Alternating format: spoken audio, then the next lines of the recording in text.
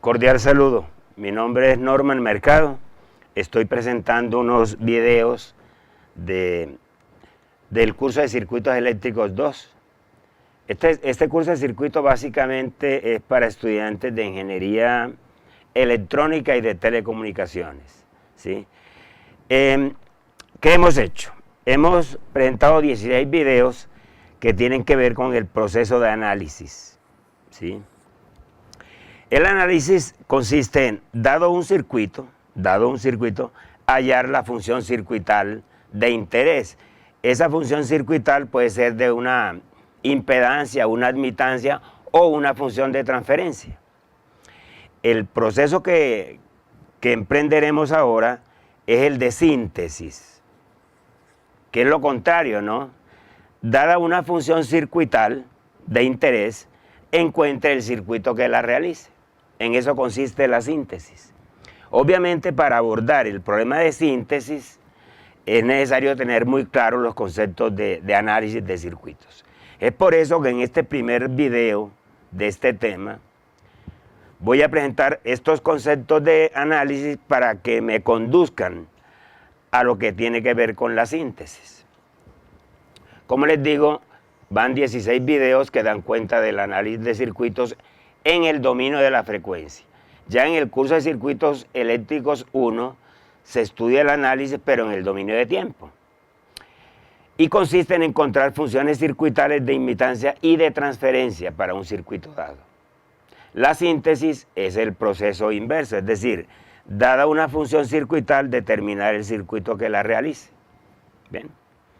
El éxito en el entendimiento de estos procesos de síntesis está ligado a qué tanto se domina el tema de la variable compleja, ¿sí? Algunas instituciones de educación superior que tienen un pensum de ingeniería de telecomunicaciones, por ejemplo, adolecen de este tema, es decir, no tienen muy claros los conceptos de variable compleja, ¿sí? En el caso de la Universidad de Antioquia, tanto para ingeniería electrónica como de telecomunicaciones, estos conceptos son muy claros, ¿cierto? Y se estudian en un curso de matemáticas especiales. A propósito, en la plataforma tengo 19 videos de matemáticas especiales y de ellos 5 corresponden al tema de variable compleja. Bueno, vamos a hacer una breve presentación de los conceptos de variable compleja que son necesarios pues para entender estos procesos de síntesis. ¿Qué es una función de imitancia? En un circuito pasivo, como el de la figura 1, hay dos puertos, un puerto de entrada y un puerto de salida. En cada puerto hay dos variables que son la corriente y el voltaje, ¿no? ¿Cierto? Voltaje de entrada, voltaje de salida, corriente de salida. Normalmente, lo que se hace es, en el puerto de entrada colocar una fuente ideal de voltaje y en el puerto de salida una carga, normalmente una carga resistiva. Y la idea es que el circuito lo que hace es procesar la información de entrada y convertirla en un voltaje de salida, ¿sí? Pero además de la función de transferencia, V sobre V, son importantes funciones de imitancia, que son las que relacionan las variables en un mismo puerto. ¿Y cuáles son las más importantes? La impedancia de entrada. La impedancia de entrada es el cociente entre el voltaje de entrada y la corriente de entrada, ¿sí? Esta impedancia de entrada se encuentra cuando aquí a la salida se coloca una carga cualquiera. Y la otra función de interés es el cociente entre la corriente de salida y el voltaje de salida, siempre que el voltaje de entrada sea cero, es decir, cuando se cortocircuita la fuente. Al cortocircuitar el puerto de entrada, esta cociente I2 sobre V2, que se llama la admitancia de salida de cortocircuito, ¿cierto? Es una característica importante en lo que sigue, pues. Entonces, como decía, una función de imitancia relaciona las variables circuitales en un mismo puerto. Y son ejemplos de esas funciones las siguientes. Primero, la impedancia de entrada cuando en el puerto de salida se coloca una carga cualquiera, lo que acabo de decir, ¿no? Y es el cociente entre el voltaje de entrada y la corriente de entrada y se designa como Zin, ¿sí? Zin, o sea, impedancia de entrada, input, in viene de input en inglés.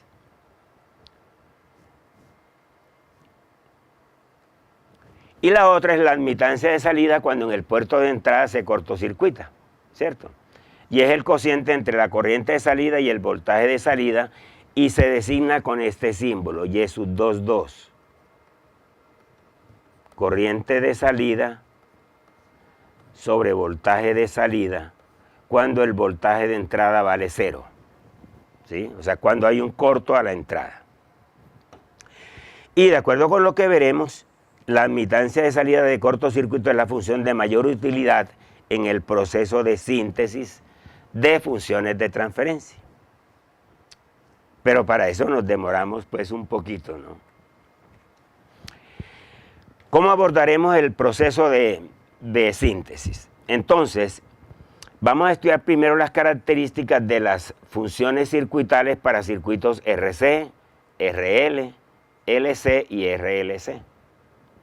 De todas estas topologías, la de mayor interés va a ser la topología LC, de acuerdo con lo que veremos. Sin embargo, yo voy a presentar 4 circuitos con su correspondiente función de imitancia, ¿no? Entonces, en el primer circuito vamos a calcular la impedancia de entrada. Cuando observamos la corriente que entra por el puerto de entrada, lo primero que encuentra es un resistor cuya resistencia es R1. O sea que Zin, lo primero que encuentro es R1, ¿cierto?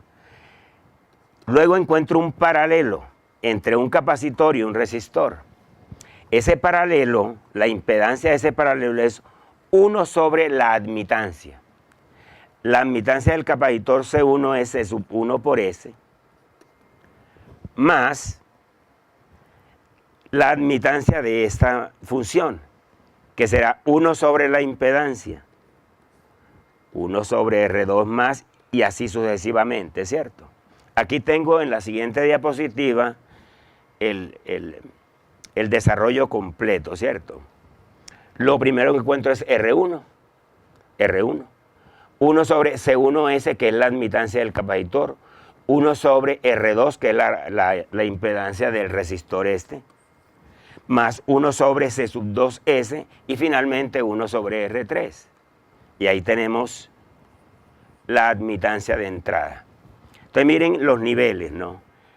Impedancia, admitancia, impedancia, admitancia, impedancia. Hay 5 niveles en la fracción continuada y esos 5 niveles deben corresponder a los elementos del sistema. 1, 2, 3, 4, 5 elementos. Este sistema, que tiene 2 capacitores y 3 resistores, es un sistema de segundo orden, ¿sí? De segundo orden. Es decir, debe tener 2 polos la función de impedancia. Eso tiene que ver con lo que ya se estudió de variable compleja, ¿no?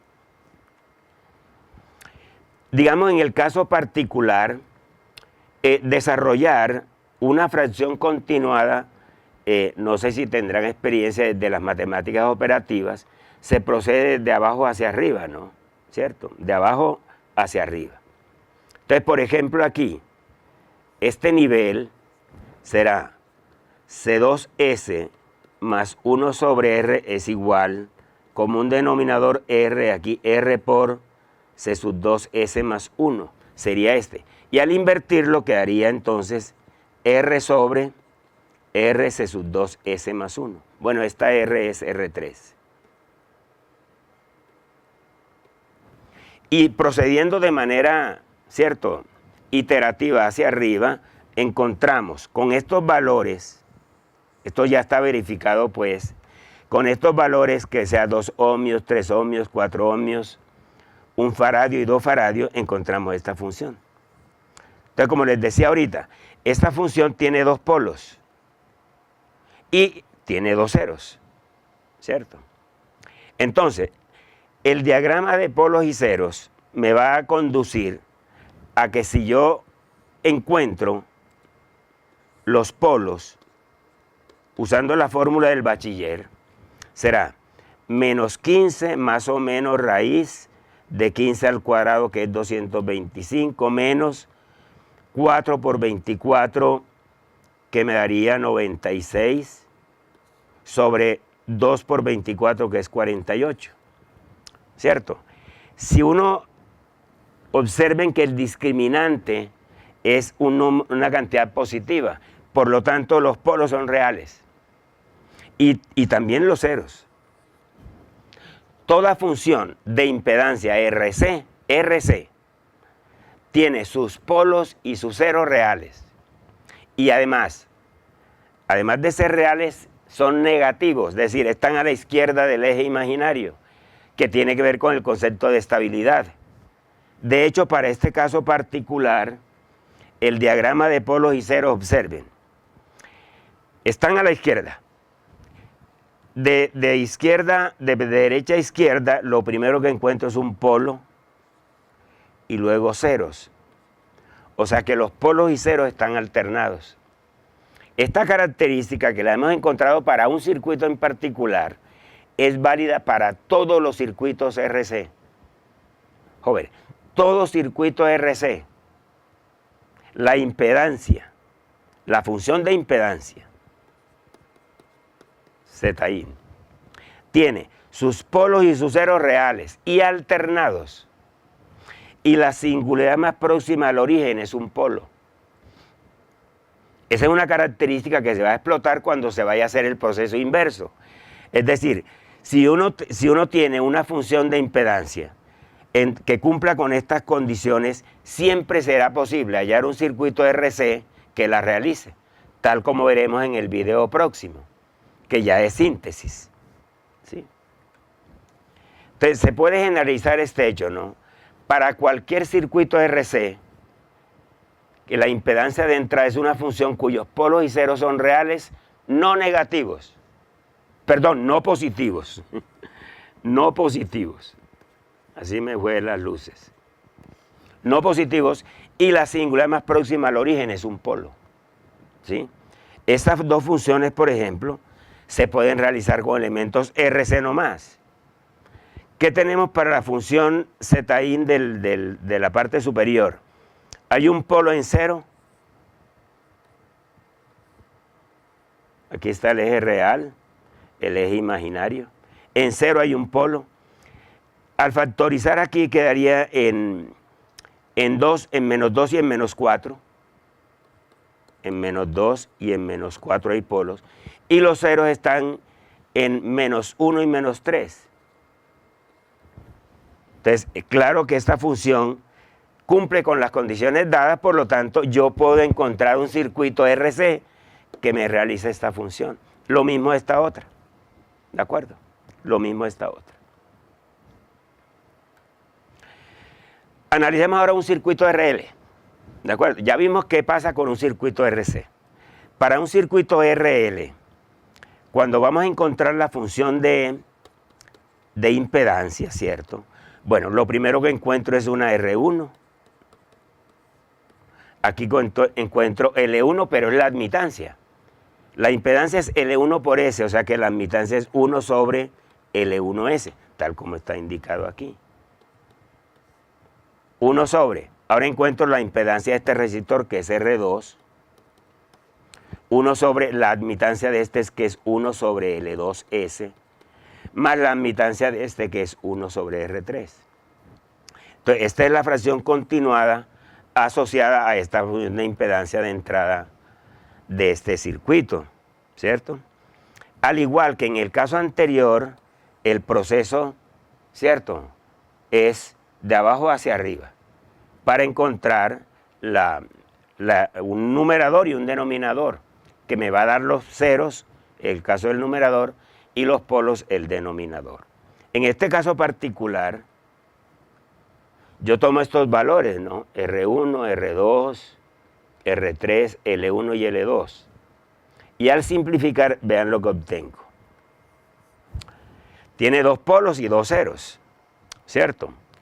Los polos, con absoluta certeza, están a la izquierda del eje imaginario. O sea, si le aplicamos la fórmula del bachiller, quedaría menos 15 más o menos raíz de 225 menos 96 sobre 2. Y los ceros, también aplicando la fórmula del bachiller, serán menos 54 más o menos raíz de 54 al cuadrado menos 4 por 9, 36 por 48, sobre 2 por 9, 18. Todos los polos y los ceros son reales. Pero a diferencia de en el caso de RC, sigue siendo la alternancia, ¿no? Pero la singular más próxima al origen es un cero. Es la diferencia que hay entre un circuito RC y un circuito RL, ¿cierto? En cuanto a la función de impedancia. Entonces miren que, en efecto, la singular más próxima al origen es un cero. Cero polo, ¿sí? Estas son las características de un circuito RC. Eso nos lleva a que si tenemos una función zin que cumpla con estas condiciones, con seguridad podemos encontrar un circuito RL que la realice. Entonces se puede generalizar, ¿no? Para cualquier circuito RL que la impedancia de entrada es una función cuyos polos y ceros son reales no positivos. No positivos. La singular más próxima al origen es un cero, como acabo de indicar, ¿no? Para ese efecto, estas dos funciones se pueden realizar, o sea, se puede encontrar un circuito RL que la realice, ¿sí? Miren que aquí hay tres ceros. El S igual 0 es la singular más próxima al origen. Lo mismo acá.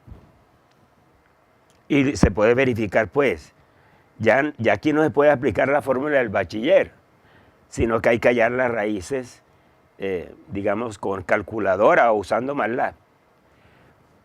El hecho es que en este caso, ¿cierto?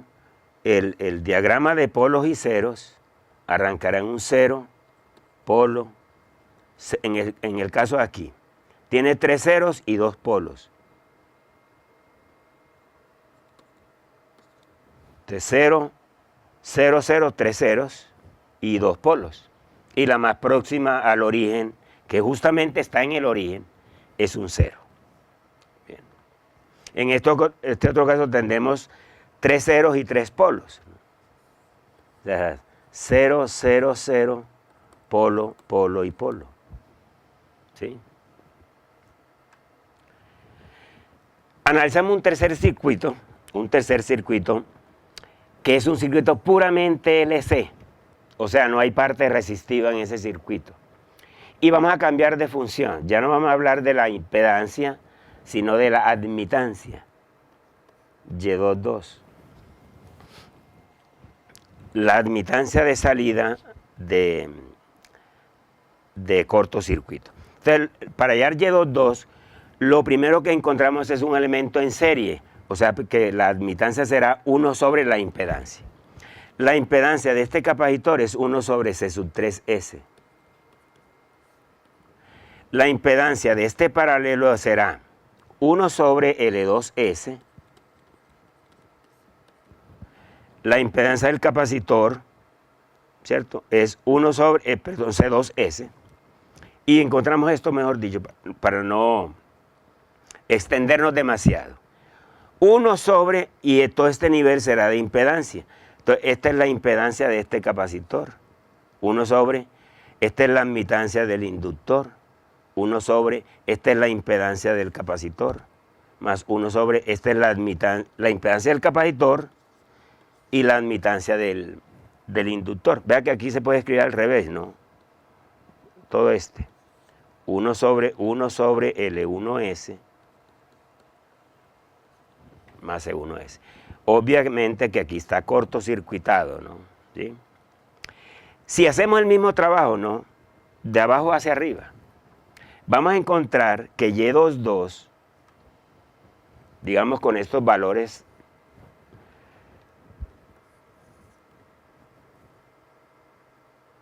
esta no es ZIN, esta es Y22DS. Y22DS va a ser 2S a la 5 más 8S a la 3 más 2S sobre 5S a la 4 más 9S a la 2 más 2. Entonces ven, analicemos esta característica. El numerador es un polinomio puramente impar y el denominador es puramente impar. Y resulta que para estos polinomios las raíces necesariamente tienen que estar sobre el eje imaginario. O sea, las raíces tanto del numerador como del denominador, es decir, los ceros y los polos, están todos sobre el eje imaginario y van a estar alternados. Entonces, al analizar la función observamos eso justamente, ¿no? La función, se observa que el numerador es impar mientras que el denominador es par, lo que hace que sus polos y ceros sean imaginarios y adicionalmente están alternados, ¿sí? Entonces nosotros podemos decir de aquí, desde aquí, este es el eje real, ¿no? Este es el eje imaginario. Ceros, hay dos ceros que están, perdón, hay un cero en el origen y hay 4 ceros más. O sea, en total son 5 ceros. Y hay 4 polos. Y esos 4 polos tienen que dar cuenta de la alternancia, ¿no? ¿Sí? Entonces, con certeza, pues, que si dibujamos el diagrama de polos y ceros, encontramos justamente, vean, las raíces del numerador son los polos, los ceros. Entonces, todos tienen parte real cero, o sea que están ubicados sobre el eje imaginario. Eje real, eje imaginario. En cero hay un cero, en 1.93 y menos 1.93, en 0.51 y menos 0.51. Ahí están los ceros. Los polos tienen que estar alternados, son las raíces del denominador, y aquí están los 4, ¿no? Entonces se puede observar que están perfectamente, ¿cómo es? Alternados, ¿sí? Eso puede generalizarse para cualquier función de admitancia, perdón, ¿sí? Para un circuito CL o LC, pues. En ese sentido, estas dos funciones, por ejemplo, se pueden realizar con elementos LC. ¿Por qué? Porque, digamos, la función de arriba, ¿no? Si ubicamos los polos y los ceros, encontramos que hay un 0 en 0. S2 más 4 y más J2 y en menos J2 hay otros 2 ceros, o sea, tenemos 3 ceros. Y ahí, este se puede escribir como S2 más 9 por S2 más 1. Dos números que multiplicados dan 9 y sumados dan 10. S2 más 9, la raíz son más o menos J3, entonces aquí estaría un polo y aquí estaría otro polo. Y la de esta, aquí y aquí. Entonces esta función se puede realizar con elementos LC, lo mismo que esta. Es bueno precisar que más adelante voy a presentar otro video en el cual hago ese proceso, ¿no? Dada la función voy a encontrar el circuito que la realice, o sea, la síntesis. Finalmente, hay ciertos circuitos que tienen elementos R, L y C, ¿cierto? Cuando el circuito es R, L y C, no hay ninguna como concordancia con los casos ya vistos, porque los polos y ceros pueden estar donde quieran, ¿sí? Normalmente, tanto los polos como los ceros necesariamente tienen que estar a la izquierda, por el concepto de estabilidad. Pero pueden tener parte real y parte imaginaria. Es más, una función que tenga polos o ceros consecutivos podría realizarse con elementos RLC. Podría realizarse con elementos RLC. Ya ese es un concepto de las funciones reales positivas en el cual no profundizaremos, ¿cierto? Concentremos en el análisis de este circuito. Vamos a encontrar la ZIN. Entonces lo primero que encuentro es R1, 1 sobre L1S, 1 sobre C por S, más 1 sobre R2, más 1 sobre L2S. Esa sería la impedancia de entrada, ¿cierto? Entonces voy a hacer lo mismo que en los anteriores. Voy a darle valores particulares a los resistores, al capacitor y al inductor. El hecho es que haciendo un conteo de los elementos dinámicos, 1, 2 y 3, esta función debe ser de orden 3. Debe tener 3 polos. Ahí está. Bueno, lo que les acabo de decir, no.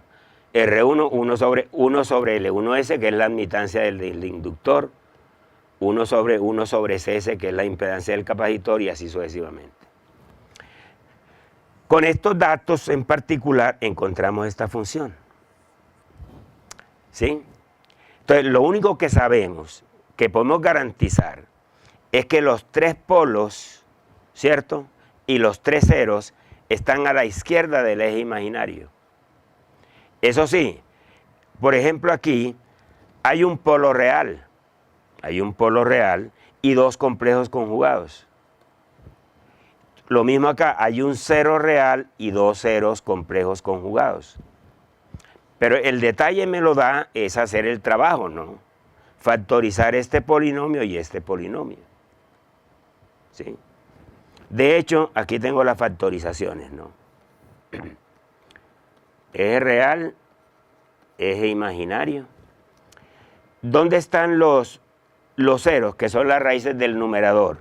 En menos 3.91 real, en menos 0.12 más J.81, aquí y aquí. Perdón, esos son los ceros, ¿no? Perdón, esos son los ceros. Los polos están en menos 11.97 por acá, en menos 0.0139, o sea, están casi pegados al eje los polos. O sea, no hay ninguna como regularidad en la ubicación de los polos y ceros. Eso nos lleva a decir que si una función circuital, ¿cierto?, de impedancia como esta, tiene sus polos y ceros a la izquierda del eje imaginario, porque no se permite que haya ni polos ni ceros a la derecha por el concepto de estabilidad, es probable que encontremos un circuito RLC que la realice. Y digo es probable porque no siempre es fácil, pues, ¿cierto? De hecho, puede generalizarse que para cualquier circuito RLC, que la impedancia de entrada tiene sus polos y ceros a la izquierda del eje imaginario, o a lo sumo sobre el eje imaginario, a lo sumo. ¿Sí? O sea, tanto el numerador como el denominador son polinomios de Hurwitz. Recuerden que un polinomio de Hurwitz, que fue lo primero que se trató en el curso, en el video 1 o 2 por allá, es aquel cuyas raíces están a la izquierda del eje imaginario o son simples sobre el eje imaginario. Esto nos da una idea general, pues, ¿cierto?, de que dada una función circuital de impedancia o de admitancia, yo puedo saber bajo qué condiciones se puede realizar con elementos RC, RL, LC o a lo sumo RLC. Estas dos funciones, por ejemplo, según veremos, las podemos realizar con elementos R, L y C. ¿Sí? Felicidades.